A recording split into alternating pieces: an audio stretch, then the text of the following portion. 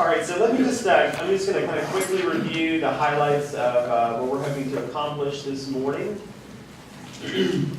So we're going to start, we'll do quick introductions as we get to the beginning of our meeting. We will approve the minutes of our last meeting. We'll do some announcements, any EITF announcements, if there's something you want to let everyone else here know about. Prep your thoughts on that. And then the main events that we have on the agenda today is a follow-up discussion from the September collaboration meeting we had with Duke Energy. And Robert is going to be leading that part of our presentation. He's got some pretty cool follow-up things to share with us, and so he'll take on that piece. And then the other main item that we have is some follow-up discussion from our last meeting around the campaign branding. And so Penny from Shelton Group is going to be leading us on that. And so we're going to see some of the additional work they've been putting into the branding and marketing. And we've got a couple of decisions that we want to get the EITF to make around some of the outstanding questions on the marketing and branding. And then we're going to, the last item is just before we adjourn, will be some discussion about the campaign structure.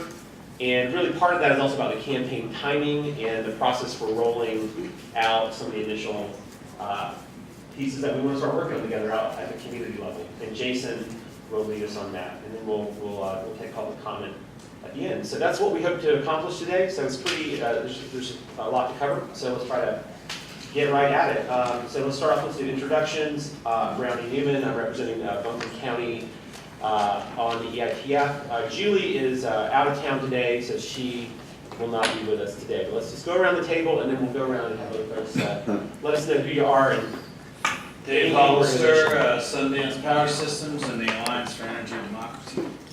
Kelly Martin, Sierra Club. Good morning, Himanshu Karveer with the Buncombe County Tourism Development Authority. Lee Thompson with Billmore Farm. Sonia Marcus, City Sustainability Committee. Sarah Fraser, Reimbursement Green. Ed Doyle, Technology Working Group. Robert Sykes, Duke Energy and Technology Working Group. Brad Rouse, Peeper Group and Energy Service Network. Jason Walls, Duke Energy. Bridget Herring, City of Asheville Office of Sustainability. Joe Gill with the Duke Energy Smart Saver Rebate Program. Penny Kill with Shelton Group. Casey Ward from Shelton Group. Terry Barkets, Greenville Alliance. Shannon Riley, Greenville Alliance. Jeremiah Leroy, County Office of Sustainability. Bill Maloney, Interested Citizen. Jonathan God, Home Performance Consultant. Phil Pritchard, excuse me, with Defenders of Wildlife. Bob Sutherland with Fidelis Innovations. I'm John Creighton with Buncombe County. And Donna Cottrell with Buncombe County. Kathy Scott, Interested Citizen. Ursula York, a business coach, and I've been on the Community Engagement Subcommittee. Jerry Rice, cameraman. Fantastic. All right. Thank you all for being here. Next item is approval of the minutes. Did anybody have any questions on the minutes? Did we clean up that one? There was that one thing that we saw. Somebody saw something in the minutes? No. That was last. That was last. All right. Any comments on the minutes? If not, I think we'll just accept them as approved. But anybody have any questions or comments on the minutes? Terrific. All right. We're going to consider this approved. Thank you. All right. Let's do announcements. Any announcements? Jason, do you have any announcements? No. Okay. All right. Jeremiah, you want to give us a couple updates from the work you've been involved in with some of the EITF partners? Quick update on some of the stuff the county's doing. You guys we've already discussed the audits of all the fire stations that we're doing. We've also just recently got a contract in place to start doing energy assessments for some of our community nonprofits. So that's going to be rolling pretty quickly here. One exciting thing we've got going that we've discussed a little bit is we had a meeting this week with Duke and with the Chamber and the Downtown Association to start the process of doing these community forums where we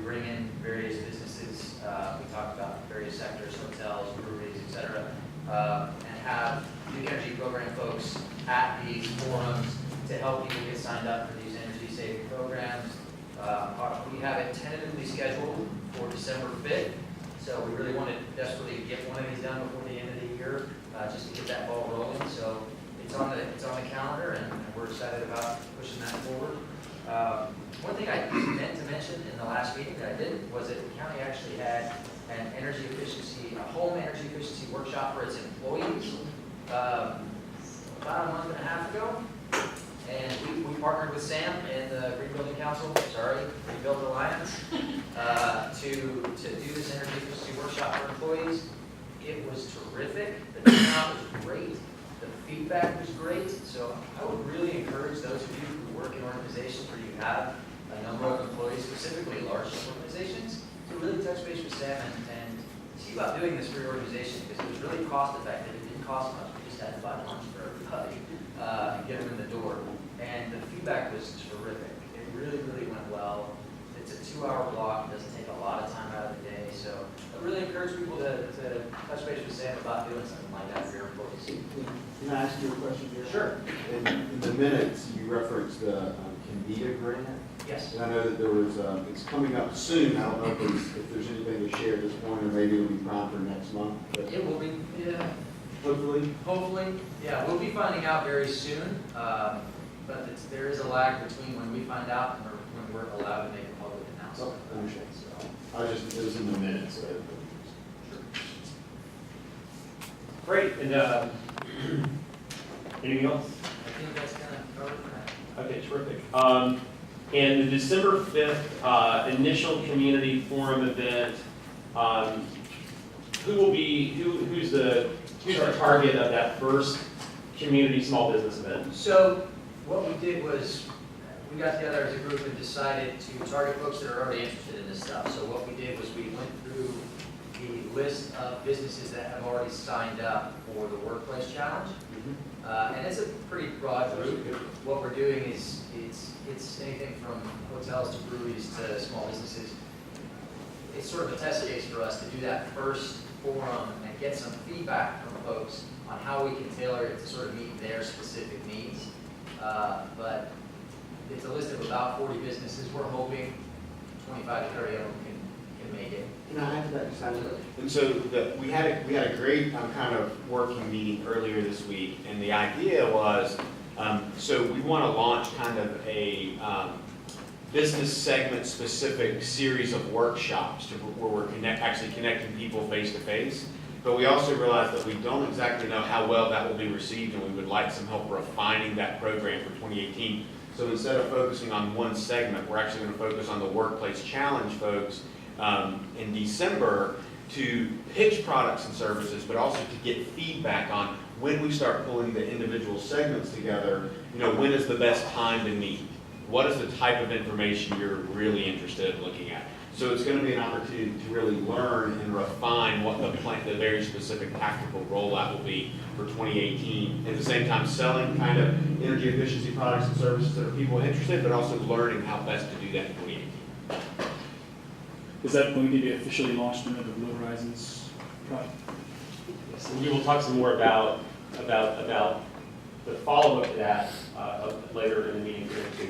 Hey, last question, Jeremiah. How's the contract with the Energy Savers Network going along? Should be actually done today. If when you get lawyers involved, sometimes things slow down, but I should have a contract in place today. All right. We should just.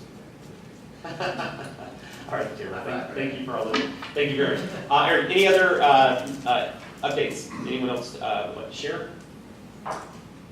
The only other one I would share is at the county commission meeting next week, the county will be considering a resolution changing the county's current clean energy commitments from the 80% carbon reduction goal that we have today to 100%, and also achieving that on a faster time horizon than we made when we adopted the 80%, 2% per year to achieve that. So we are going to be talking about that on Tuesday.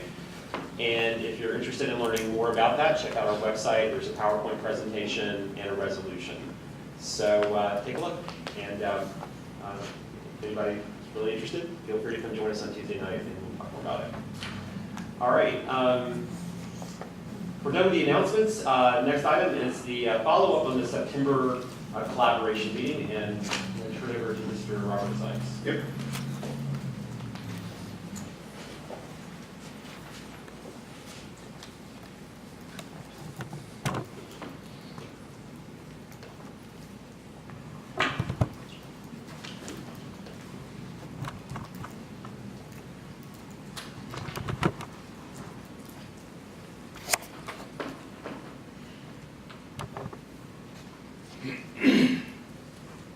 Okay, a couple of things before I get into this. First, to give credit where credit's due, Sam is not able to be here today. He is gone to a wedding.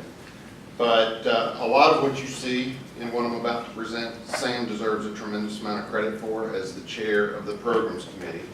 And he and I have reviewed this and determined, what we wanted to share with you this morning. But I really wish Sam could be here to do this, because I really do think a lot of what you're about to see, he deserves a lot of credit for.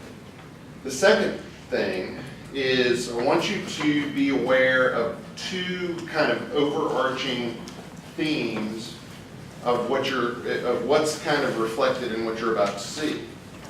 One of those themes is that if you start to look at all of this stuff in aggregate, you'll see that there is a tremendous amount of untapped value that is out there if only we can better collaborate and partner and coordinate all of these efforts that are ongoing. A tremendous amount of effort, or a tremendous amount of value, I should say. The other thing that I want to just bring to your attention is there is a lot of stuff that we have teed up to be working on. The key to being successful in executing that is to manage it effectively. And so there's a lot of stuff that's been put on paper, a lot of commitments that have been made. But as we go forward, we're going to have to manage this in a structured way so that we can make sure we get the results that we've committed to. So just keep those two things in mind as I go through this, okay? And I'm going to go through several of these slides pretty quickly. I will tell you what I'm going through will be posted on the website, as well as a more extended document that RMI has put together for us. So if you miss something, don't worry about it. It'll be out there for your access after the meeting. So this is a list of the participants that were at the workshop. I'm not going to go through each one of them individually, but you can see there was a pretty good contingent from Duke Energy, from a broad variety of organizations, as well as good representation from this group and the community, especially as it relates to the city and the county and their representation. The workshop objectives, and we shared this last month, but I think it's good to refresh everyone's memory. We wanted to lay a foundation. That was our first and top priority. We felt like if we laid a good foundation, we could build from that. We wanted to create a shared understanding of the priority opportunities that we have out there. In other words, we wanted to make sure we were looking at this the same way. Next, we wanted to explore existing and planned programs that could most effectively target the objectives of this group. Here again, to make sure we're all on the same page. Then we wanted to take advantage of having this great group of folks together to co-create actions and ideas to accelerate what we're trying to do and accomplish. And then finally, we wanted to clearly define next steps and expectations. So the approach we took to accomplish this was we took some time just to let everybody clarify their understanding of the current landscape as it relates to energy efficiency and demand reduction opportunities, as it relates to existing and planned community activities. What I want you to pay special attention to is these three focus areas that we selected, because this is going to be these are the buckets we're going to be talking about throughout the rest of this presentation. First is low income, next is residential, winter energy efficiency and demand reduction, and third is commercial and industrial energy efficiency and demand reduction. We wanted to develop and capture ideas, co-create and explore and test ideas that fall into these buckets, and then establish personal commitments and define next steps, and you'll see those. Okay, before I get into the specifics, everybody good with how we approach this? Any questions about that? Very good. So the first area we're going to start with is the winter residential energy efficiency and demand reduction. Okay, this slide that I'm showing now should not look new to you. This is reflective of the analysis that RMI did for us. But what is new are the bullets along the left side, or at least to some degree, because they capture kind of the essence of what it is that we feel like we can pursue as it relates to residential electricity use. I'm not going to go through these, just know that this summary is there because it frames why we're doing and why we're prioritizing the things that we're going to talk about here in a minute. Similarly, that previous slide related to energy efficiency. This slide relates to peak load reduction. Same thing. Those bullets down the left-hand side summarize the kind of the current state of the opportunity and how we need to think about prioritizing our actions. Okay, here's where we get into the meat of what we talked about and what we came out of the workshop with. And the two parts of this slide and others like it that I'm going to really focus on are what became clear out of the workshop and what is possible in the next 6 months. So as it relates to residential energy efficiency and demand reduction, what became clear is that contractor education is important. It's critical to build customer awareness that Duke has resources to help with energy efficiency and demand reduction. There is a significant opportunity to combine efforts. Remember what I said about coordination, collaboration, and partnership. This is an example of where that is true. And that by doing that, we will maximize the effectiveness of all of the initiatives, both Duke-related programs and community-related programs, and frankly, the synergies that exist between them. We can no longer look at these programs as Duke programs, community programs, in isolation of one another, because if we do that, we're going to leave a lot of value on the table. And then finally, verification and measurement will become increasingly important. Frankly, the way I look at this one is nothing succeeds like success. I think as we show the value and the benefit of the approach or the approaches that we're proposing here, we will build momentum. And that momentum will feed greater investment and pursuit of these objectives that we're after. So what's possible in the next 6 months? We can certainly build customer awareness, and that's what the campaign will help us accomplish. We want to set up the ability to cross-promote programs. This is a really big deal because right now, because of the way the regulations are set up for Duke Energy, we cannot cross-promote programs. So for example, for EnergyWise Home, we have to do everything we do with that program in isolation of, say, another program like Home Energy House Call, which really makes no logical sense, but that's the way the rules are written. We need to get those rules changed. We may need your help in getting those rules changed. We'll let you know. Contractor training and market. There is a lot of opportunity here, things we can do quickly. I'm going to be talking about a specific pilot initiative later on that's a great example of this that we're very excited about. The what is possible column continues on the right-hand side. The idea was brought up, a lot of what's driving peak load demand here is with the co-ops because they're wholesale customers of Duke Energy. Is there an opportunity for us to work together with them to influence their load? So that's a possibility of what we can pursue. And then finally, investigate or implement program amendments. And you see some examples there, but I will tell you the field of opportunity is rich with ideas that we can use to modify and improve these programs. Quick question. Yes, sir. Whose rules do we need to change?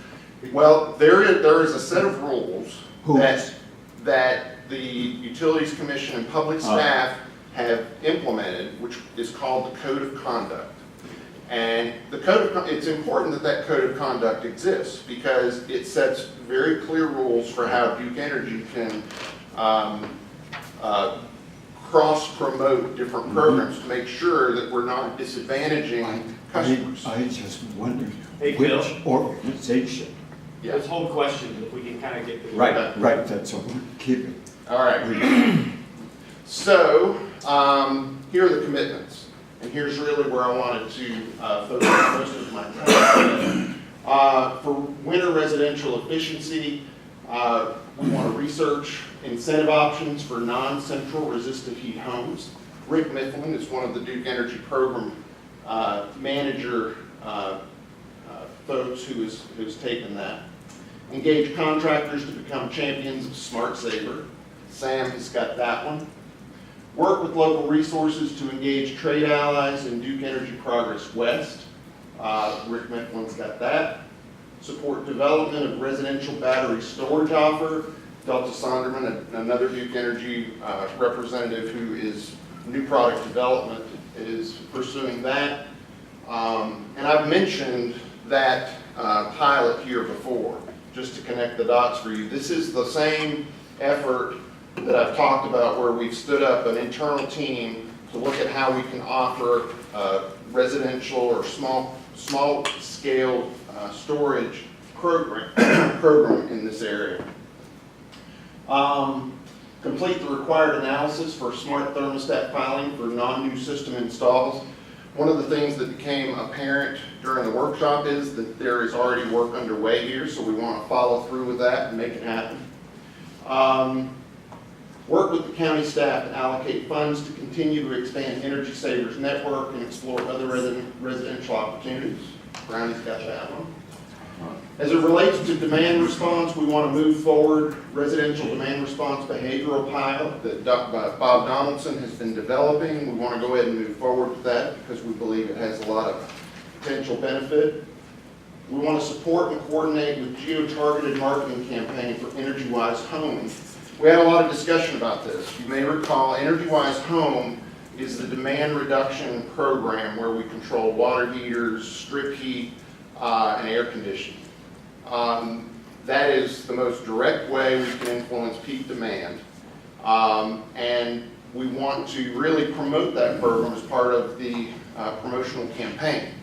The big question mark is how can we ensure that customers who call in to sign up for that program have the best possible experience they can.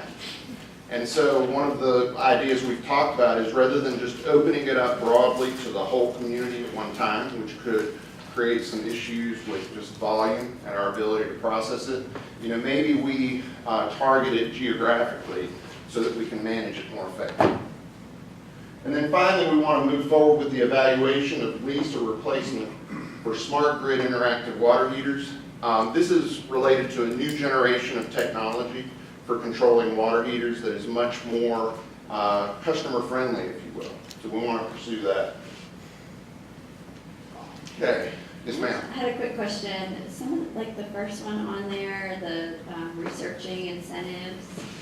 I feel like didn't the team that looked at that stuff come up with recommendations? The programs committee. So those. That Just research wanted has to. been done. Yeah. I'm sorry, I didn't hear all of that. We were just saying that I think that research has been done, and in fact, there's recommendations from the committee on Okay. this programs committee. So just in the spirit of not necessarily reinventing the wheel, that's already been written up. Okay. And it has so I guess my main point there would be to make sure that Rick has seen it. Okay. Okay. And we can make sure he does. Okay, I can resend, but it's in our archives as well. There's a lot of folks that maybe this is something different. No. I think it's a good point. We should make sure that folks have all of the specific recommendations. But part of, in terms of seeing this up here, I mean, I don't take what you're saying as like, hey, wait a second, was that not heard? I mean, I think the fact that it's now like Duke's like, yeah, we're in agreement and we're digging into how to make that happen is a recognition that stuff was discussed at the retreat, and they're following up on it. But let's make sure all the specifics That's a of great what those point, recommendations because are not lost. That's a really good point, Randy. You will see a lot of things that are not new that came up out of the recommendations of the program group. Yeah. And the reason you're seeing it up here is exactly as Brownie says. This is recognition of we hear you and we need to pursue this. So it's like internal Duke research. Yes. Like taking the recommendations and That's vetting right, them because for your own. everybody on this list has those recommendations that the programs group put together. And, Yeah, and I just want to reinforce one thing that you went through pretty quickly, and that is if you look at the header of that column, commitment, those aren't commitments that were given to those people. The last thing we did as part of the meeting is people wrote down what they're committing to doing. Themselves. And so that was Rick Mifflin saying, hey, I've got this list of stuff, I'm committing to you to do the research to determine, if and when and how we can do some of these things. So I just wanted to kind of reinforce that the column being commitments, and these are commitments that those individuals made to this process. That's right. That's right. I was just wondering if there's any particular reason why the city of Asheville wasn't showing up on this list. So for example, if there's work with county staff and, we already have identified various opportunities to the clean energy framework to support these outcomes. Was that discussed? I mean, I guess Julie was participating in this process? No, actually, Julie was not able to be there. Because I wasn't part of the invitees. I guess the sustainability office staff were there, but like, why aren't we on that list? Yeah. We've made commitments on other items that we felt were already funded out of the current budget cycle that came out last time, and we didn't want to commit to something that wasn't. Yeah. Now, you will see them on some other things that'll show up here, but not on this one. Okay. All right. So the next area is low-income residential. Here again, just as I said, as with the last one, here's kind of an overview of the opportunity. The key outcomes from our breakout group. First is low-income efforts are complicated. We kind of knew this going in, but it became even more clear as we talked about it. There are a lot of moving parts and pieces. There are a lot of different organizations that are focused on low-income opportunities. And when I said earlier that there's huge opportunity in better coordinating and partnering, I would say that is true more so with low-income than any other area. Coordination can enable more energy efficient deployment. I mean, that's essentially what I just said. If we can coordinate better, we can have a much greater impact, achieve much better results with the low-income community than we are today. And you see some of the details below that bullet. So what's possible in the next 6 months? First is 1% of low-income households touched per year in DEP West, with 60% of them enrolled in EnergyWise Home. This is an example of where there is money sitting on the table that hasn't been used. EnergyWise Home dollars have been there through this whole time. But what we realize is many low-income customers are not taking advantage of it. It's lost opportunity. Develop a method for enabling deep bill savings, 10 to 20%, for low-income customers. We know it's possible, so let's develop a structure and a methodology to do it. Comprehensive, integrated, big-picture customer interface and coach. This kind of relates to a kind of a realization that some in the group already knew, others in the group were not as aware of, and that is it is more difficult to engage certain low-income groups than you would think, simply because of a lack of trust, bad past experiences, or a lack of awareness of what's available. And so by having that big picture approach, we can coordinate and pull all these things together and engage those groups. Pilot a performance contract for low-income homes. The target for this approval is June of 2018. To me, this is one of the most exciting things that came out of the workshop. I'll try to explain this in as simply as I can, but what this boils down to is an opportunity for these nonprofit organizations who engage with customers to weatherize or improve the energy performance of their homes, to sell the improvements that they make to Duke Energy. Duke Energy will then pay those organizations, which enables them to leverage up the dollars that they are working with. So let me give you an example of how that works. Let's say that Brad's organization gets $100 to weatherize a home. And Brad is able to show that the weatherization methods and actions that are taken align and meet the performance requirements of what has been specified. So Duke Energy pays Brad's organization $100. So then Brad can turn back around and use that $100 to go to someone else's house, right? So that's an example of how it works. It can be a powerful, very powerful funding mechanism for these low-income homes and can help us increase that 1% penetration significantly. Can you use data that exists already? So let's say Community Action Opportunity's been doing this for so many years and they turn in the data, can they get retroactively? I don't think it can be done retroactively, but yeah, Dave.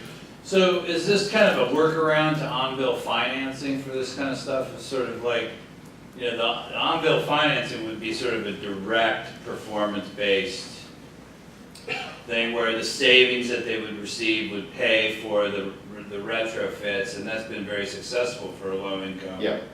Yeah, this is a version of that, I'd say. Workaround? Yeah, it's a version of that, although in this case, those funds don't come from that customer. I mean, I guess they could, but these funds typically come from other funding mechanisms that, you know, these organizations may have. Brad? We talked about it some at the meeting. I guess this is happening now in Ohio. It is happening in Ohio. And it does require commission approval. It would be a new program, but it would be a way for Duke to, basically you would allow a nonprofit or some other organization to be an energy contractor paying for we're basically contractors for Duke in a way. Yeah. We're just providing, in a way similar to say the energy savers program, yeah. There's another facet to this too, and Duke is already doing this for us. And they're doing it through another vehicle, which isn't the same because the standard isn't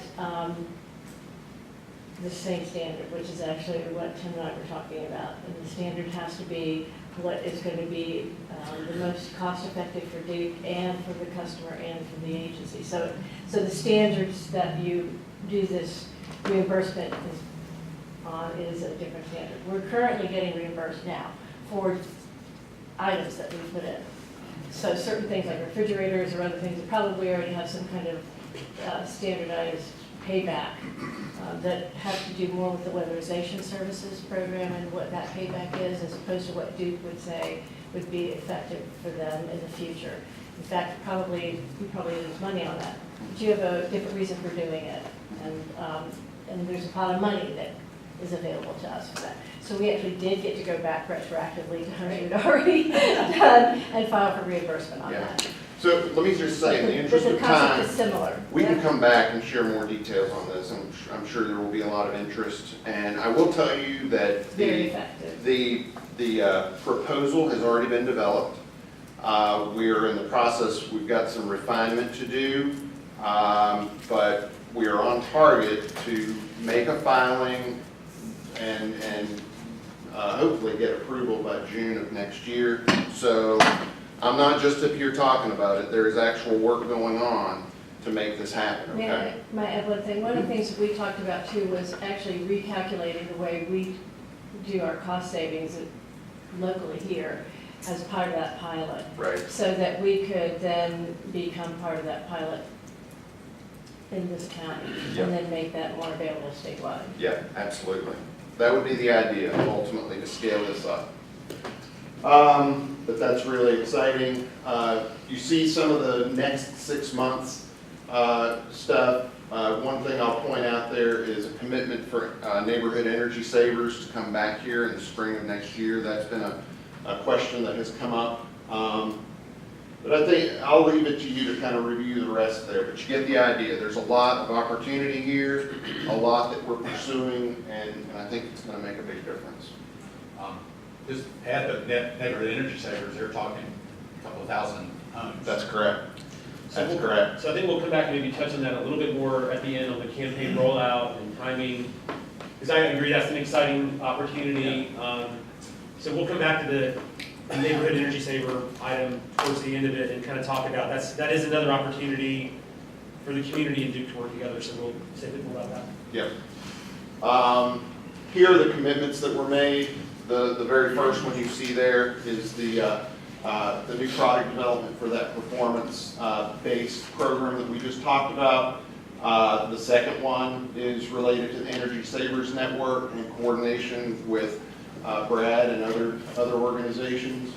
One of the things that I mentioned earlier is we need to make sure we effectively manage all of this stuff to coordinate it effectively and make sure we achieve the results that we want to achieve.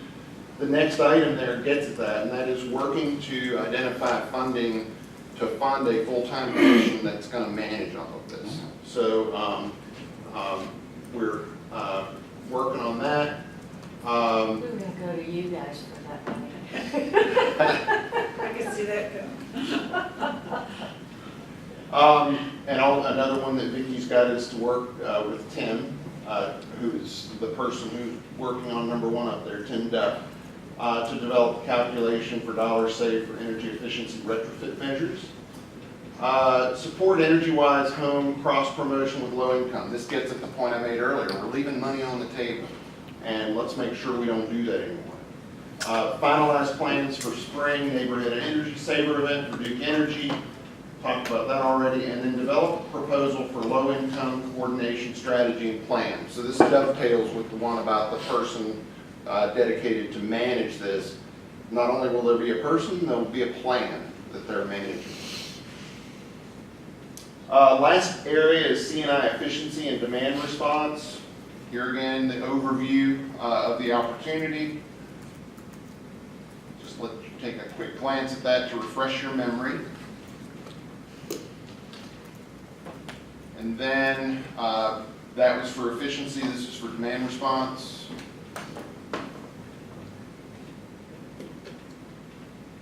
Now, key outcomes.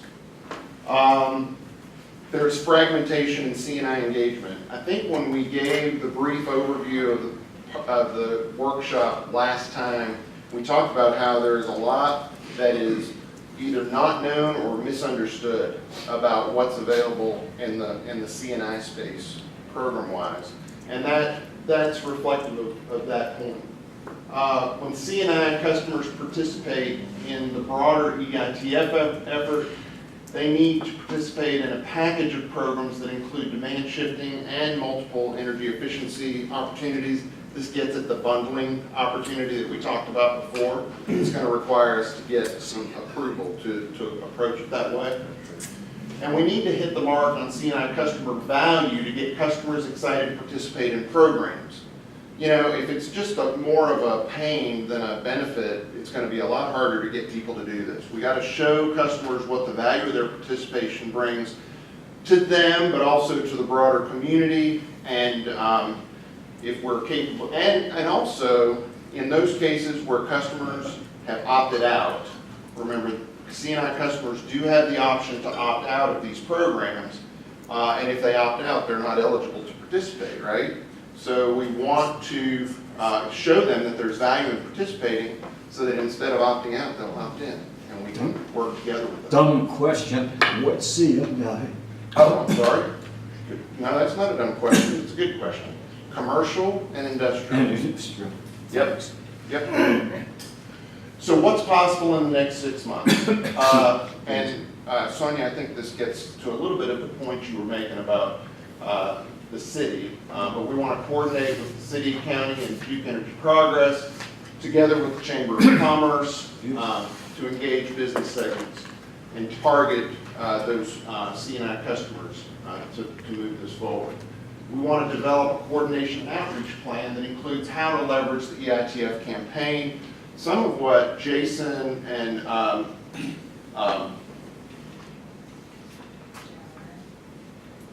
Jeremiah. All I can think of is Joshua. I don't know why. One of those, yeah. Some of the work that they were talking about with the chamber kind of directly to this.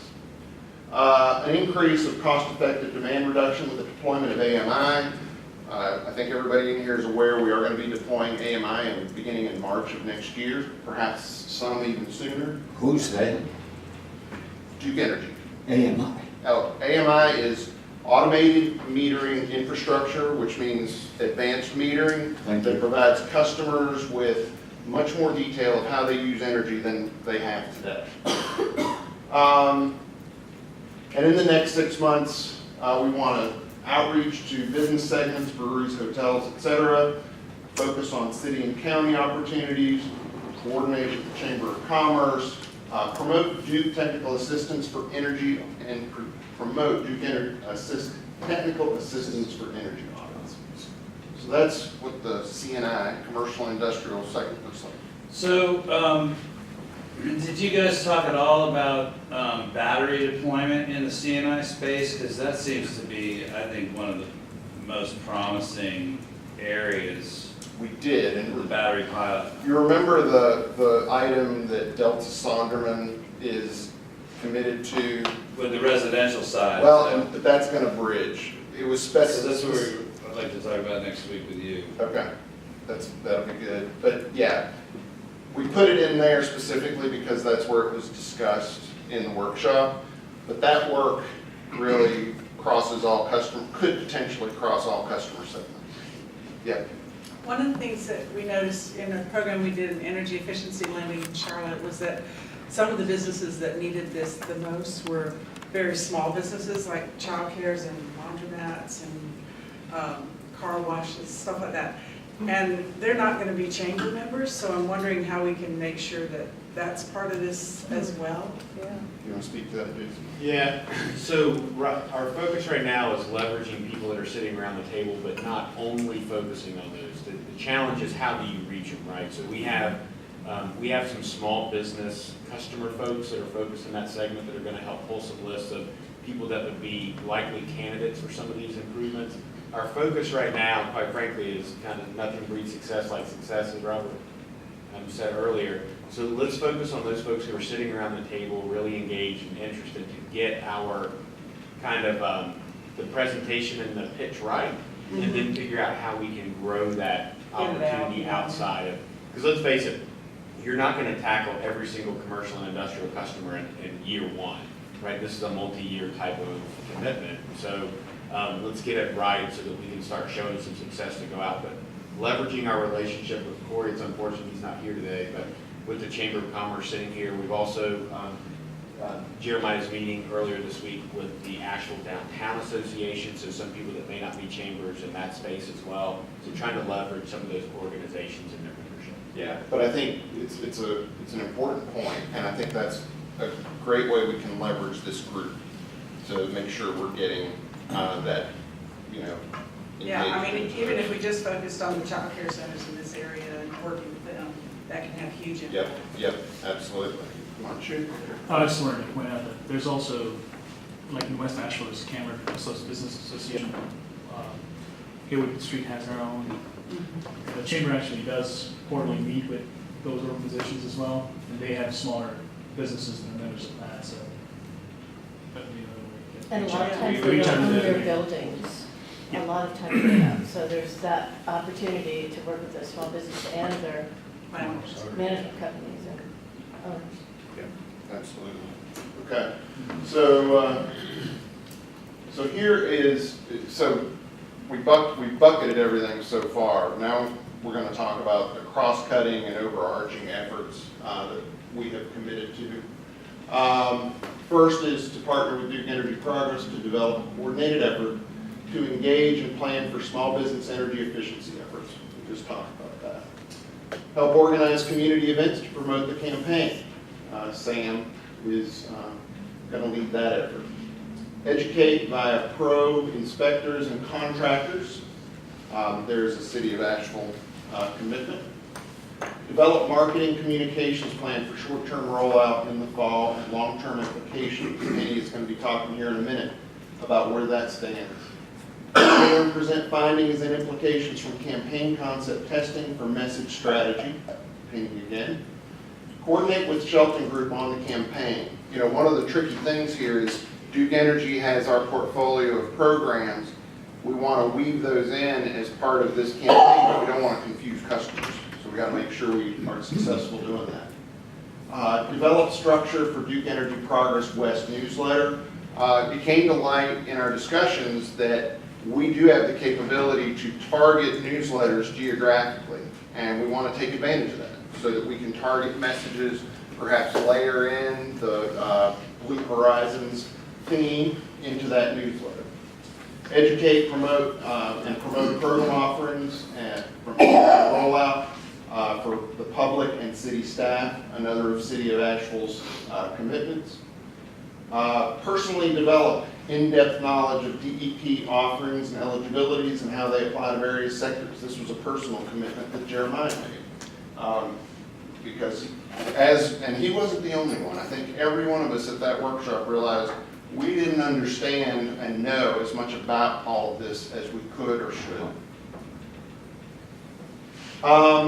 Implement audits and assessments on community partner facilities. Brownie has talked about that previously, but here he has formalized his commitment to doing that. I will partner with other local partners to identify money for project management resources. We've already talked about that. That's my personal commitment to be a part of that. Another one of my commitments is I will engage with Duke Energy to support efforts to consolidate customer experiences and make them positive. This gets to that code of conduct issue that we've got to overcome. I've already been working on that, and here, as I said before, we may need your help to make it clear that this is a great opportunity. Commit to supporting single customer experience creation with Duke Energy. That is related to what I just mentioned. And then brainstorm in the enrollment process. What that means, we've heard a lot from this group, that it is very tedious and difficult to enroll in programs. Let's rethink that so that it can be made much simpler for customers, so that if it's easy, it'll be much more likely to happen.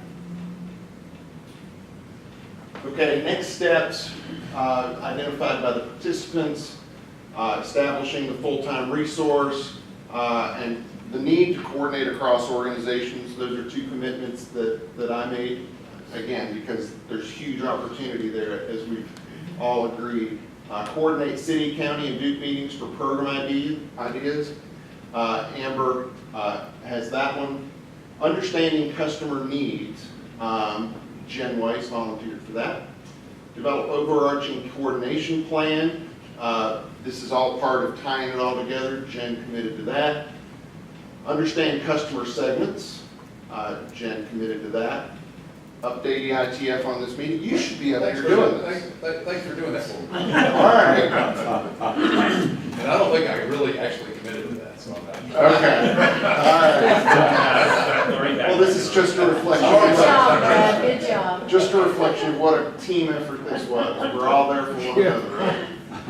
Identify easy tips that customers can do now and align with Penny and the city on messaging. Things we can weave into the campaign so that customers don't have to wait to do. There are a lot of things customers can do now. Work with the EITF leadership to determine who will coordinate, take the lead on different campaign elements. We have done some of that already, and I guess Jason's going to talk a little bit about that at the end of the meeting, but there's more work that needs to be done on that. A collaborative marketing campaign for Energy Wise Homes, Smart Saver, Home Energy House Call. This is, again, is part of kind of weaving these programs into the fabric of not just Duke Energy's approach, but the community's approach to how we're going to solve this problem. Energy Advisor Hub hosted by a DEP or a community nonprofit. One of the things you're going to hear from Penny is we're going to stand up a website. Who's going to host that? Who's going to maintain that? That's one of the questions we're working through. Explore eScore is a part of the AMI rollout, and Sam is going to be pursuing that. So the last thing I wanted to mention, it was talked about a lot in the context of the workshop, but there wasn't anything specific that came out related to an action. But the technology group has been doing what we're calling a deep dive on HVAC opportunities. We've been doing that for the past 3 months. And one of the actions that is coming out of that work, we're codenaming it Amy's Big Idea. This came from Amy Musser, and it really came, Amy pitched it out on the table at our last meeting, and she got a lot of support from the other technology group members to say, yes, that makes a lot of sense, and oh, why don't we tweak this, why don't we do this? And what we now have is a pilot opportunity that we have begun to pursue to install either multi-stage or variable capacity heat pumps in 3 to 4 similar locations, so that we can do a proof of concept that verifies that these technologies can be deployed in a way that does in fact help reduce peak demand. Secondly, that these technologies will lower customer bills, they'll make them more efficient. And third, that it won't compromise air conditioning performance in the summer. Customers or the homeowners who have these technologies will feel as comfortable, if not more comfortable, than they do with present day technologies. We did some, okay. We'll leverage smart thermostats and AMI for data capture and monitoring. We are currently working with potential HVAC and home building partners. They are very, I will tell you, the people we've talked to are very excited about this pilot.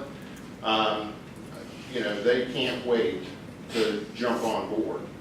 And then finally, once we've got this pilot stood up, and this was very important to the technology committee members, we want to stand up a similar pilot for retrofits, because we know new construction is only a small part of the issue. The bigger opportunity is in the retrofit area.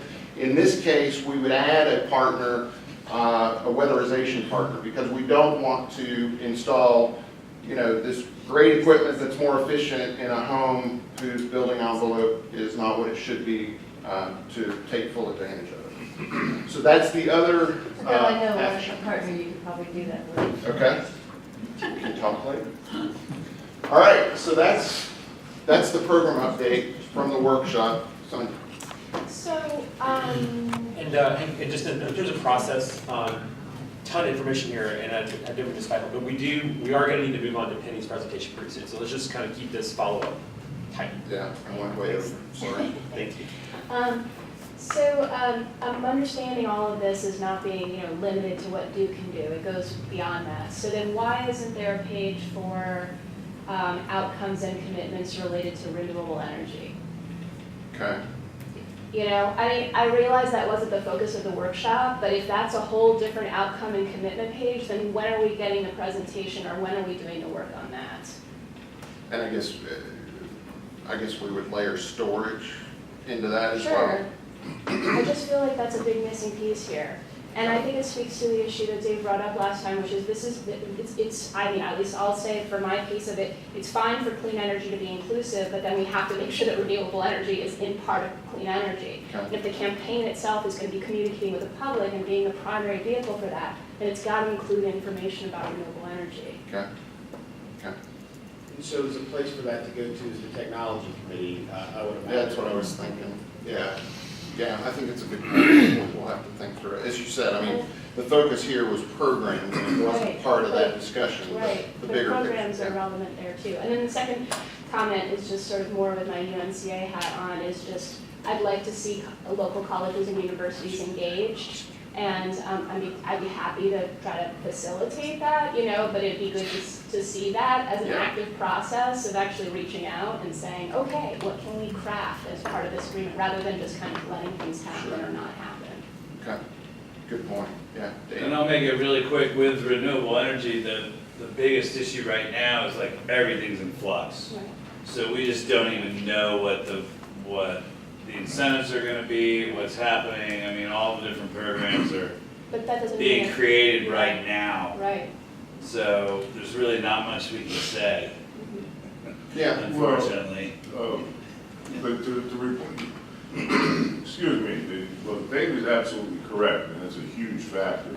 But directly to what you brought up, Sonia, has been one of my drum beats from the beginning here, is the expansion of the solar essentially in the area.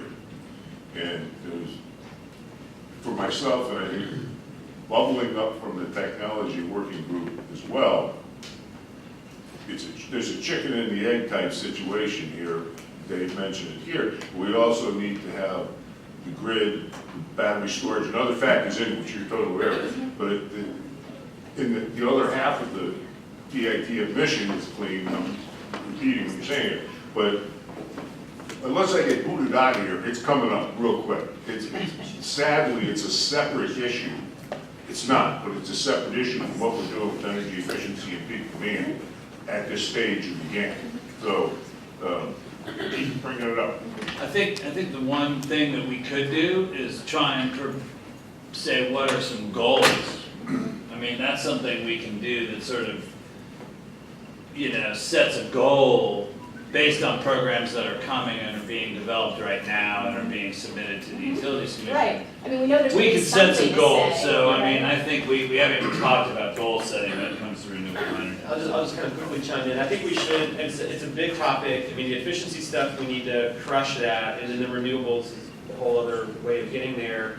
So I think it definitely warrants follow-up, discussion on the agenda. I would also say, in terms of the counties, I mean, we're specifically committing to this 100% renewable generation. So the renewable piece is definitely fully in the mix of this, and there's tons of opportunities out there. Things are changing, as Dave said, but let's plan on kind of putting kind of the renewable discussion out there for follow-up discussion in the future, because there's a lot of opportunities. Yep. All right. Thank you. Thank you, Robert. That's great. Thank you. All right. Hello. Denise, how are you? I am struggling with PC, it's old.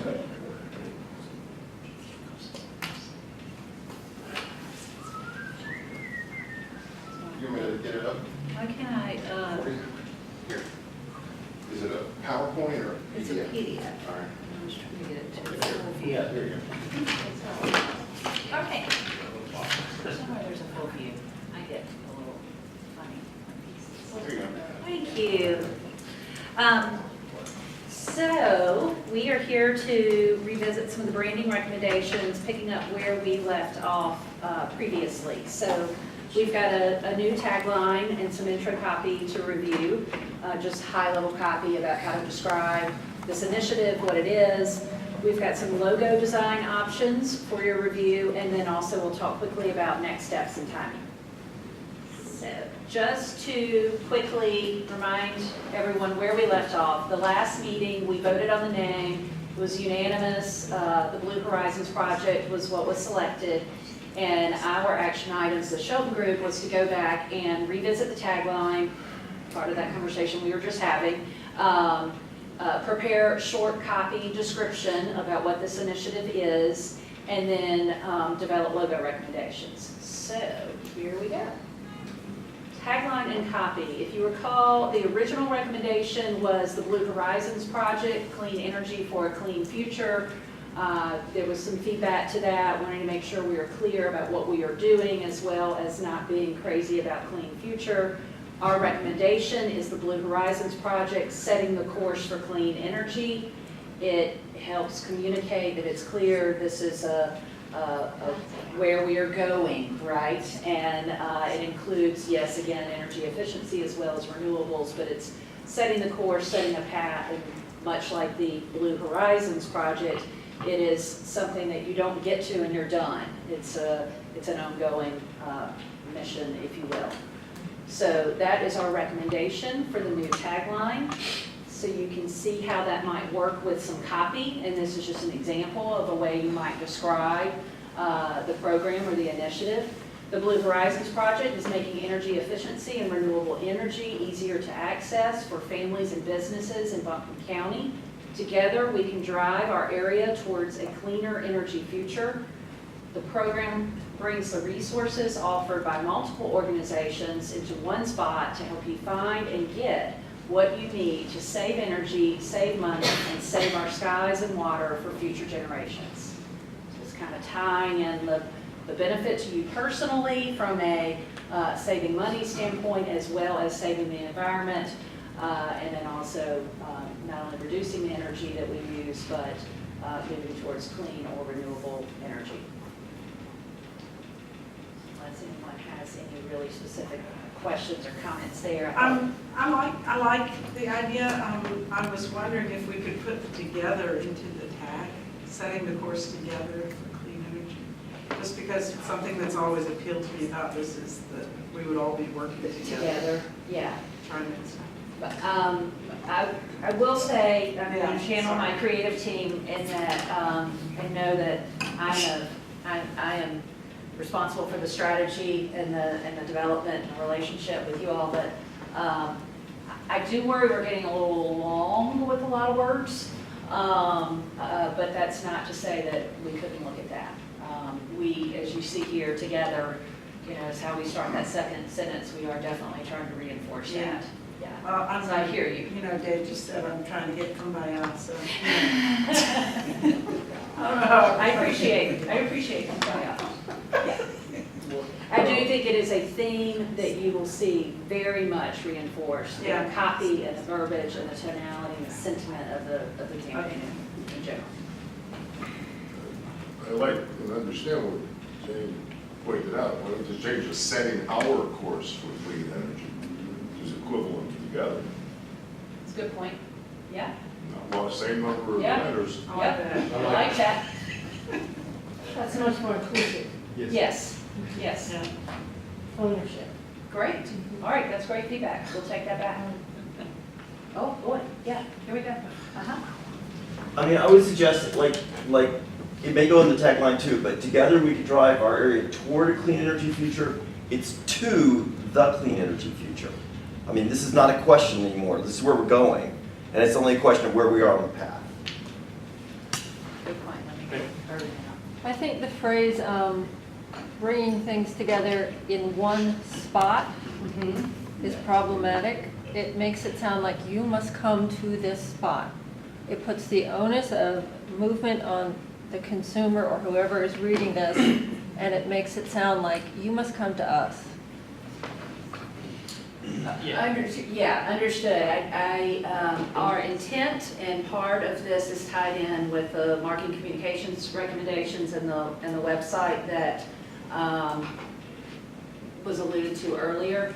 Our intent by that is not meant to communicate what you just said. It is indeed meant to say, we've made it easy for you to find out about these things in one consolidated place online. That's a better way to say it. Yeah, so that's, I hear you. This is just sample. That's sample copy. copy. Yeah. So your there are feedback going to be a right couple of now. things that we're going to ask for kind of formal approval of. That will be kind of permanent branding. So let's. Yes. This is just kind of sample copy. This specific language may never actually appear in. Yeah, that. This is to give you an idea of sentiment and where we're headed, and you will see other things and other messaging that spreads out across them. But this is good feedback for us to take back to The shorter the better. I'm going to do two more, and then we'll move on to what we want you guys to take a look at, and then I believe take a vote on which one is preferred. Cleaner is a very different destination from clean. It is. It's a good point. I think we're trying to balance the whole misleading thing. Yes. We found that we try and use clean energy economy or words like that instead of future, because the reality is that clean energy is available and happening right now. And so when we make it only a thing that happens later, we kind of take away the next part where it's like it's already here, right? You can find it all in this one spot online. the benefits of future. So just food for thought, And I would also say, you know, I'd echo the tweak on putting it all together in one spot. You know, you want to think about that. I'm sure there are cool other energy programs happening somewhere in the community that may or may not make it onto the website. So don't think we need to like indicate that this is the only end all be all. Right, Just right. maybe tweak that a little bit. Got it. Yeah, the intent is that we're helping pull Yes, together, yeah. make it easier, all that Yeah, stuff that's is right. there, I like it. That's but right. Tweak, Good, yeah. good one. Okay, I promise you the last one, so sorry. No, I like it. To follow up on what someone said, to net the thing out, you could drop half of that last sentence and just say the program helps you find and get what you need in. Thank you. Just dump Yep. half of that. Great, perfect. Awesome. Well, Casey, I'm sure is capturing. So thank you, so good feedback on all of that. Next up, we wanted to show you logo recommendations, and we have 3 different logo recommendations. They are 3 completely different looking, so we wanted to give you a broad spectrum to choose from. And I believe the intent is I'll go through, I will share them with you, and then we will vote on which is the preferred. All of these have a little bit different intent behind them in terms of their approach, but they all kind of drive to the same place. So the first one, Blue Horizon Project. Now you'll see in this one we dropped the V, and so if we did that, it would not be part of the the proper name, if you will. But this is we're looking at this as kind of a kaleidoscope and bright, and the use of blue and green from an environmental standpoint, a fairly contemporary, clean font, and then you see here how it could work in a stacked and a horizontal version. So we'll show that to you for the next one as well. So that is option 1. Option 2, the Blue Horizons Project. A little different look. I think the horizons is obvious. I don't need to explain the play on that from a graphic standpoint. You can see here how it could work in a more stacked version as well as a horizontal version, again playing off the sun and the horizon. And then 3, for a completely different look, the Blue Horizons Project. And this we thought had a little more kind of crafty, local feel to it. Kind of has a little Asheville vibe, if you will. This would only work like this. It's like a stamp, so there isn't a vertical and horizontal. This is it. And Put it on you your see can. again a little bit of the sun. Well, I'm sorry. Looks like it goes in the beer can. Yes, it does. It is. That would work really well in Asheville. Yeah, exactly. So there was intent behind that. It does look like something that you might see at a brewery. So those are the 3 designs. Again, intentionally different.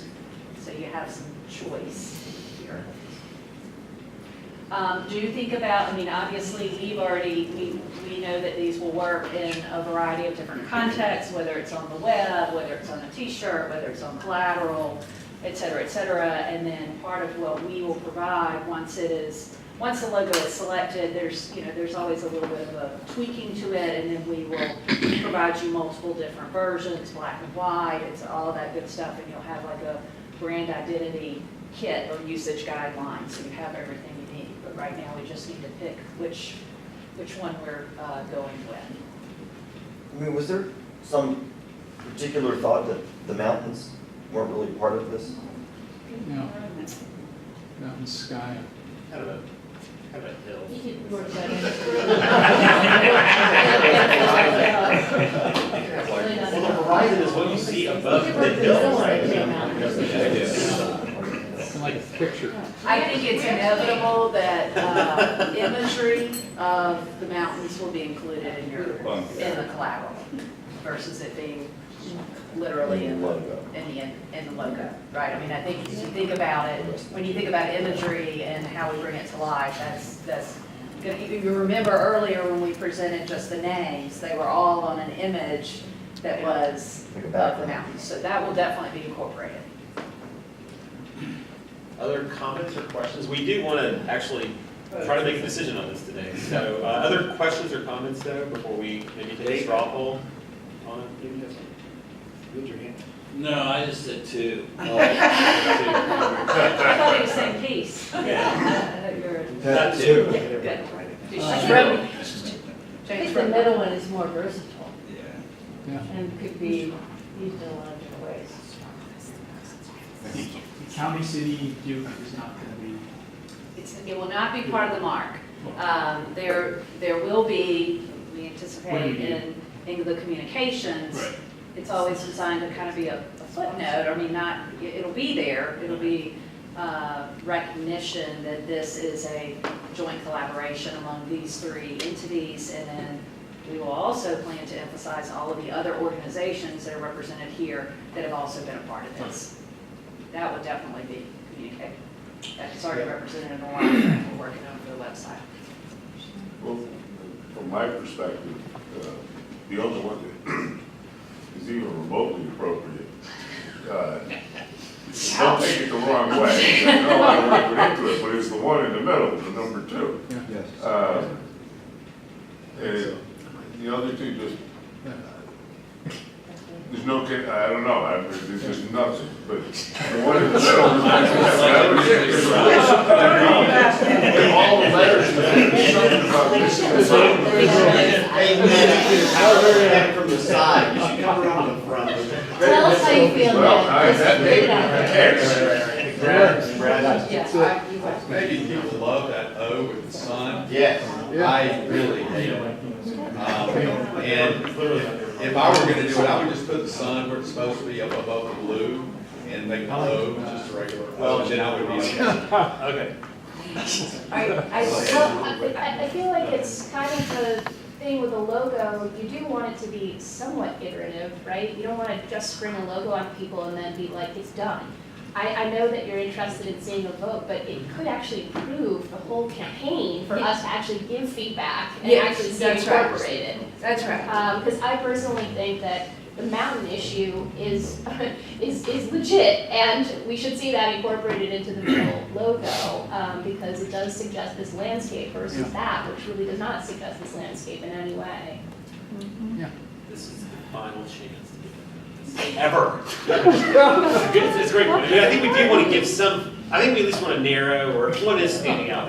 But yeah, no, this is not. The one that we want this is them not to the work end. on anyway, okay? This isn't artistic. Okay. I just want to add to Ned that I really hate the left one because the reason I did is that it instantly made me think, probably because of the world we're living in, made me think of atomic energy. I just don't, you know, I don't want that associated. That's what I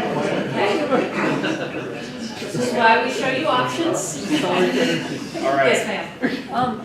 I'm a little confused who the audience is for this, because I thought this is a campaign where you want people to know about, and some of the targets of the campaign are low-income people, right?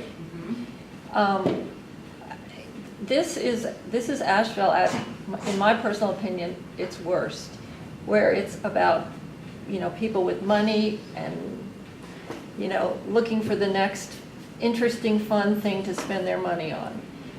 If you want to make this campaign something that low-income people will embrace, I think it's going to have to be a lot less slick than this. And I think it's going to probably have to include some human figure and some landscape and perhaps some building. So. That's just my 2 cents. Yeah, I understand. Okay. Agree completely that the mark is just one thing from a graphic treatment standpoint, but the communications as a whole will absolutely have imagery that will enable people to see themselves and or to see the community. And also, it's not designed in isolation to communicate, you know, what it is. You know what I mean? I mean, Nike, hate to use that kind of comparison, but that mark means something because of all of the branding and communications and materials, that imagery that it is associated with. So it is somewhat unfair to ask a large group to make a call on a mark that has nothing around it yet. You see what I mean? It has no identity. It's not in context. Yeah, it's not in context. So you are kind of at the ground floor. But I will tell you, we have an extraordinarily sensitive creative team and creative leader who is committed to activities that support lower income, and in no way do we think that any of these would alienate or not appeal to a vast audience. In fact, I would be careful not to equate low income with lack of sophistication. Any other questions or comments? And Penny, is this the only item this is the only marketing item that you need our feedback on today? So Correct. I wasn't sure if we needed there was another part of this too. So this is it. So any other questions, comments? Feedback? I was looking at the idea of what you do with a mark like this and how it, when it gets produced and put on paper and used the way we're going to be using a mark. What does concern me, along with some of the other contextual issues, is that the color seems more faded than bright. I see nothing bright here, and if we, to me, that is a concern. Yeah, I will tell you this And maybe screen that is is the. because It's it's bold. muted. If you'll even look there, or in any one of the smaller screens, so this is a terrible, in fact, I probably should have said that to begin with. This is, I'm looking at that, so this is a terrible representation. Got it, that's of- much better, thank Yeah. you. Got it. Thank you. And I think, to Sonia's point, it is an iterative process, so we have given you 3 very different looks and feel. The intent of today is, we like that one, which I think I can already rule out number 1. It sounds like it's a vote between 2 and 3, and I don't know that there's any real passion behind 3. It sounds like we should go back with number 2 and then come back with a tweaked version of that, endorse, perhaps put some more context around it so you can get a sense for how it's going to be used. So why don't we just kind of do a straw poll, and I'm going to let people vote more than once. So why don't we just kind of say, like, we'll go through each one and raise your hand if you like or think that, one of these, you'd say yes, and either to this or this, with, again, as it can be tweaked and modified based on, feedback and, but basically like the idea, I think it's at least worth considering, further. So let's go through each one and just, again, you can raise your hand more than once, but who would like to keep the one on the left, the number 1, up for kind of continued consideration? Yep, you're right. All right, and then who would like the middle one to be kept in consideration? Okay, great. And then finally, who would like the third one to be kept in for continued consideration? Well, that was an easy straw poll. Yeah. Yeah. All right. All right. It's always an outlier. Okay, yeah. We kind of previewed it on the kind of the leadership meeting. 2 and 3 were pretty evenly. People liked both of them. So it looks like 2's got the most interest, but there's some, 3. I think 3 is interesting too. The more I look at it, the more I kind of like it. And our team was all wrong on the tagline. Yeah. We were out of sync with the broad, or not the tagline, the The name name. in the Yeah. beginning. Remember, we were like, Yeah.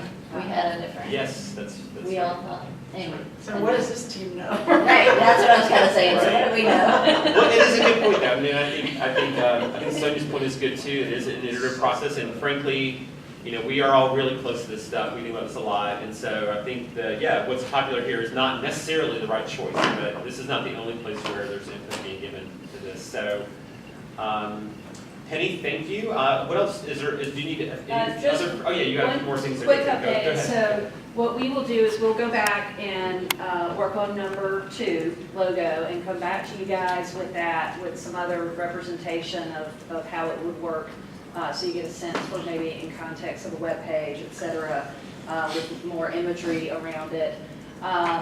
We are working on a website strategy, including a wireframe, that's kind of a blueprint for the website, if you will, and some microsite, the website copy and design, and then also a recommended marketing communications plan, as was alluded to earlier as well. So that will be our updates on November 10th. And then assuming we get approval of the web strategy and microsite copy design, it's conceivable we could move forward and have something up by the end of November, which would be in time for some of your community group meetings, et cetera. You would have Mark, you would have a web page, et cetera. And then, you know, as with any website, obviously, as programs develop and more offerings are created, it can be updated as we go with more information. That's it. That's great. Thank you all. Great, thank you. Appreciate it. All right. Now, going back, and the last item on our agenda is to have some discussion about the campaign structure, which is also about the campaign timing and next steps to roll out.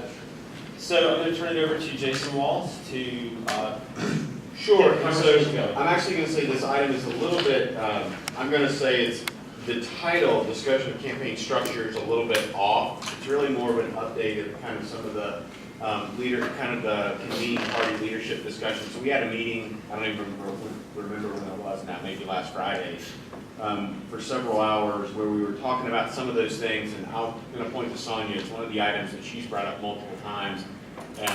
And one of those things is kind of the administration, or who owns the responsibility to oversee the metrics, the reporting, the plan itself. Because I think one of the things that we have recognized is that we're all exceptionally busy people, and if somebody's not looking at this as their primary focus, then it's going to be very difficult to implement on a timely basis. And so that was one of the things I'm going to give a quick update about. I also want to talk a little bit about the campaign and what we call the rollout or a celebration and the time frame that we talked about for some of that. Also, the importance of our November EITF meeting, which will be on November the 10th. And then I wanted to speak real quickly to a conversation we had around how we intend or how we need to leverage people sitting around the table to advance some of the work. And so real quick, going up to the administrative part, we all recognize as convening parties that for this plan to be successful, there has to be a dedicated person responsible for it, which is going to require scoping that person. Where does that organization live? We think it's extremely important that it's a local organization that owns and manages the plan, and that is going to take money and financial resources. So the convening parties are having the conversation now to figure out what is the right organization, what is the right scope of work, and what is the budget that we need to talk about being able to raise.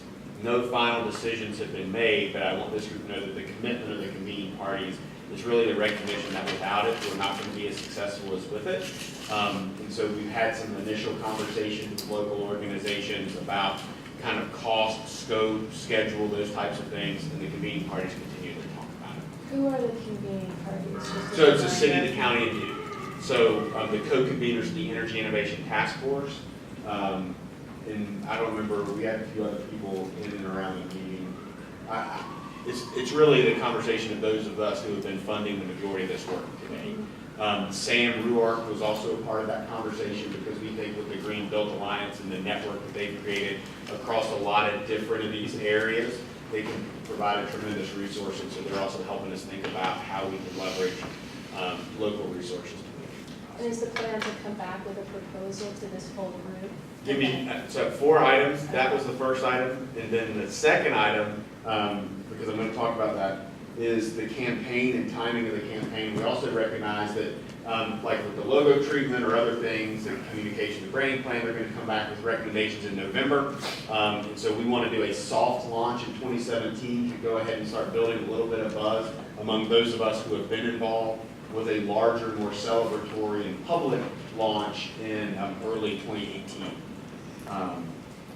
So the other thing I want to talk about, just real briefly before I hit on the November meeting, is we also spent a fair amount of time talking about those of us who have been sitting around the table and the eagerness of those organizations to leverage their networks to help advance the work. And we talked specifically about two areas, and one, when we start talking about how we grow the EnergyWise Home program, you know, one of the things we've asked our lead, Bob Donaldson, to do, and he owes us the data back by the first of next week, is to say, what is Duke Energy's plan for EnergyWise Home? Just what is that regulatory plan that we're planning on doing as a company? And then, what do we think we can achieve with stakeholder help, right? With those people sitting around the table, how far can we stretch ourselves if we all go to work to help promote this program? And so those type of metrics are being put into the plan so that we can talk about real numbers and then we can hold ourselves accountable to certain measurements. The other one being around the Neighborhood Energy Savers program, and we know that there have been times when we have come to Asheville and other areas in western North Carolina. Our success rate has not been as high as we would like it to be, or we haven't been able to connect with as many customers. And I think that's because, generally speaking, we've always gone at it alone, and we think that if we leverage the people and the voices and the relationships around the table, we'll be able to do a lot more than we have in the past. And so we're going to be looking for some opportunities as well. Last thing I want to hit on is the November meeting. To me, the November meeting is going to be extremely important and a pivotal discussion. It's the time when we're going to start talking about some of the specifics that Robert talked about today and the measurements that we're going to use, as well as we are hopeful that by that time we are going to be able to have more clarity around the administration of the program and who owns the plan and who's going to help us see those things through.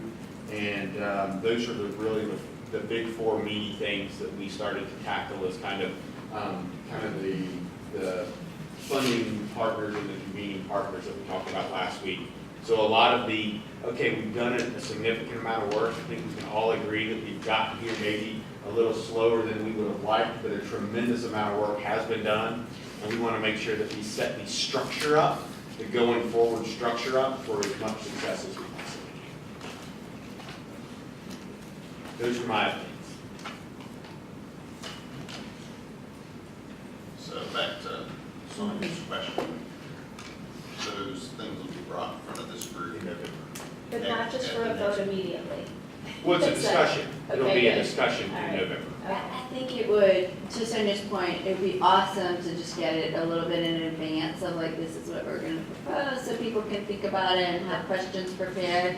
Sometimes the spring it on ya works only for some folks.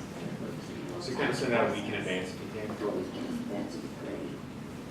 It's a great, Thank you. great suggestion. So, so the next meeting will really be a lot about kind of the details of the campaign plan.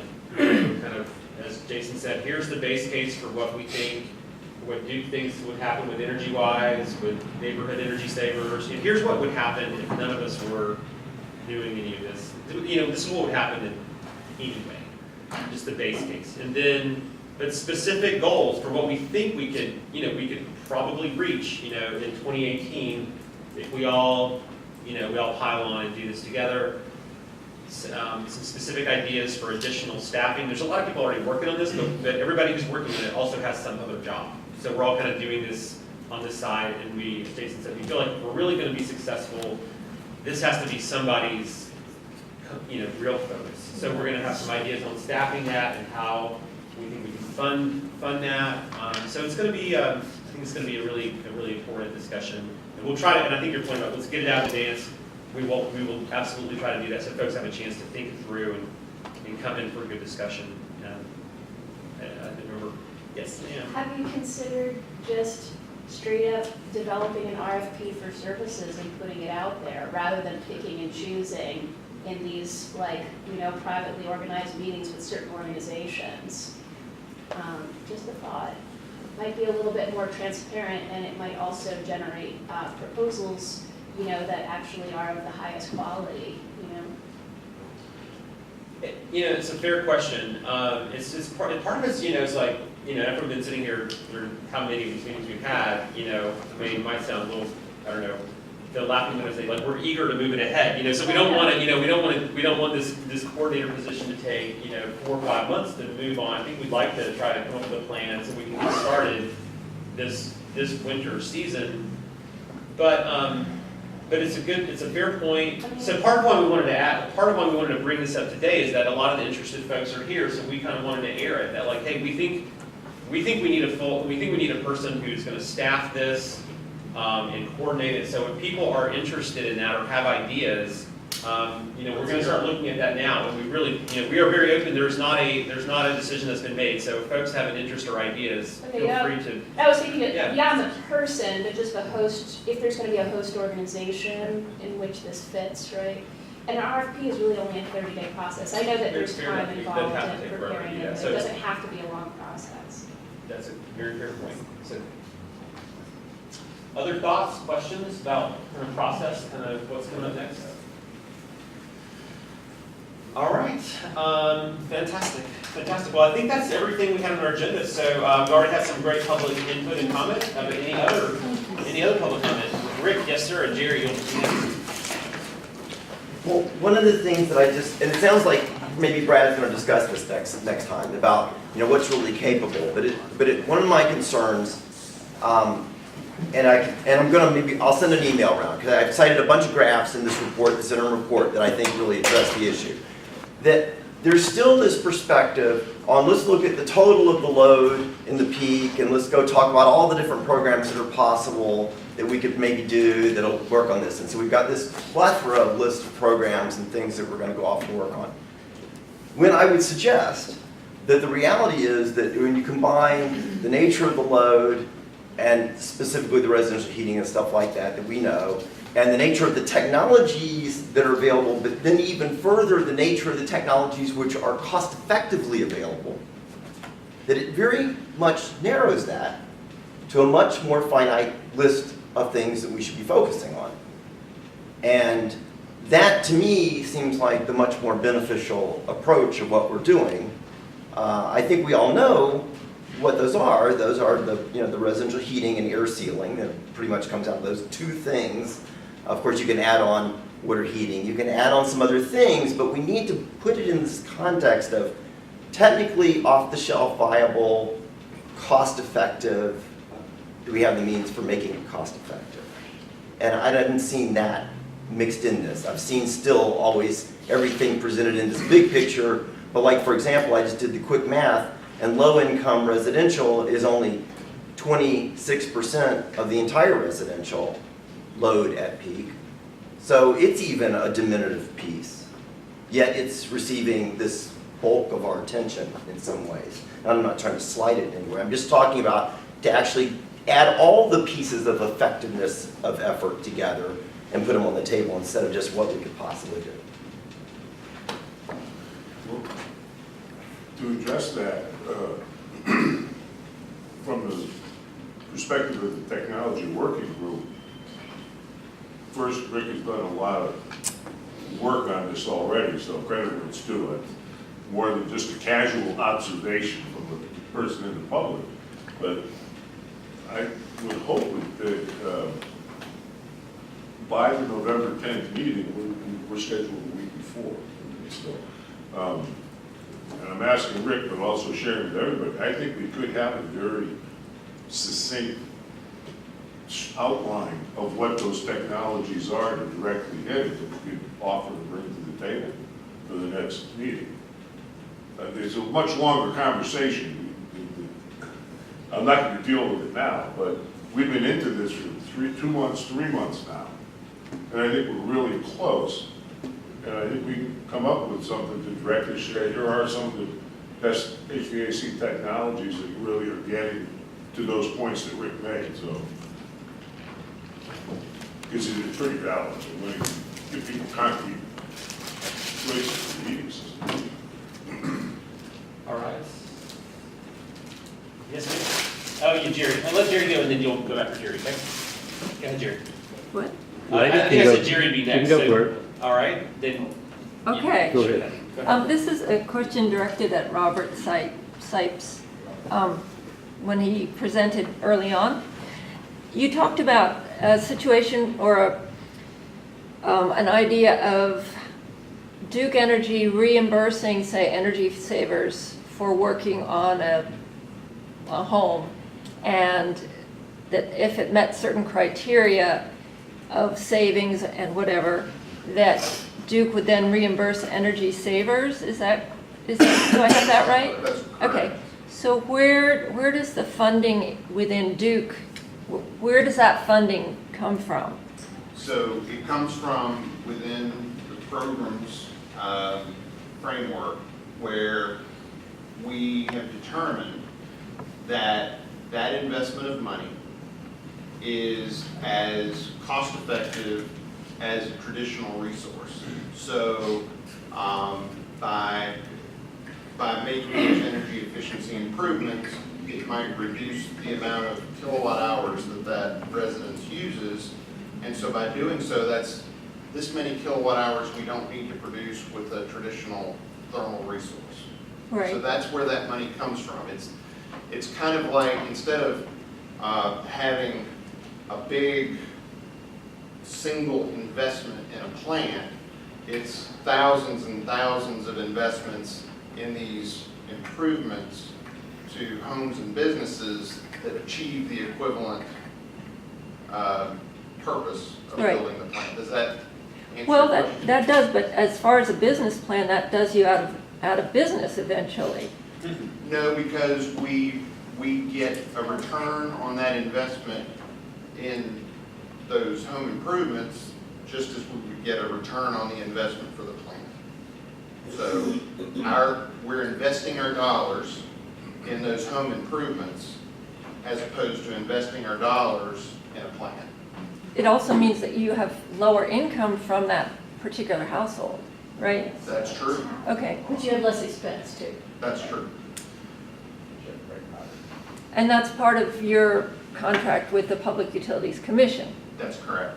Okay, That is filed with the commission and they approved it. okay. If I wanted to look that up, how would I do that? I'm not sure, but I can find out for you. Okay, thank you. All right. Going once, going twice. Jerry Rice. Yeah, thank you, Mr. Chairman, members of the board. I might be the only idiot in the room, but idiots has questions and concerns too, so I'll throw them out. Go for it. Go for it. I guess I'm going to use the analogy of the hospital board. I have two friends that served on the hospital board here and other places. And the primary focus of the board was profit and top management. I think that's what Duke Energy is about, and that's my opinion. When Duke Energy come into Asheville, at my house up Starnes Cove, CP&L had done a wonderful job. They cleared the right-of-ways under the wires. They kept the power on. And since Duke has come in, we don't have that privilege. We have power going off at least 2 and 3 or 4 times a week. And this is flickering on and off, and it's not my house power causing this problem on the line. It is the main power lines, and they don't keep it up. And I think if we're going to talk about energy saving, let's talk about keeping the power on first. And I think that's a bigger issue than what I'm even getting into the scrub of it. I think there's some other issues as we talk about hospital board and how they look. Let's look at the top energy in Washington on the energy board and the policymakers and who's sitting on those boards, and why are we getting stalled on certain things at certain levels, and who is actually running it. We think that this input, we don't trust you as Duke Energy. I certainly don't, because I think it's all about the bottom line. I think it's all about the investors. I think it's related to a lot of things that we have no control over sitting in this room. And you can always placate the people at the lower level, but I want you to think about these smart meters that somebody is talking about coming out again. We've already got a load of them things right now, but what they're trying to do is this smartphone right here is a good example. Have you ever seen one get cheaper? No, they get smarter and they get more expensive. So what's happening is we got these smart meters on the house causing radiation. Nobody's talking about that in this room, talking about the radiation. These smart meters are going to do another thing, it's privacy. It's going to engage into your private home in ways that you would never, ever imagine. It's like the Wi-Fi, and it's going to get into that.